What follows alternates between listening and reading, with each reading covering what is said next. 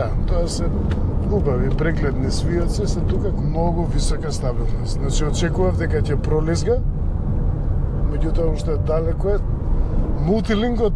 Линкот се чувствува после 200 метри кога ќе влезете во два свијаци. Еве го, и овде е груп асфалта, да. Има уште многу има резерва тука, меѓутоа не сме да се претерува. Друго возило тука лизга, меѓутоа петкава е стабилна, упорно држи. Првото што ќе го почувствувате во Renault 5, санк, се спортските седишта.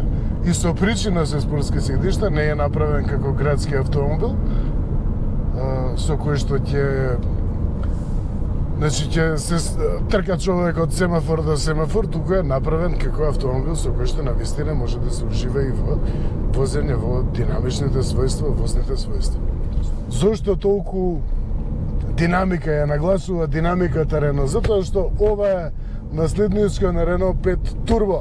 Има голема историја во Renault 5. Го внесува турбо надполнењето во моторите во Формула 1, возните својства уште попредвидливи и похармонични, поизедначени. Односно човек да знае што се случува и каде. Навистина одличен вписоток и има и над ова ниво.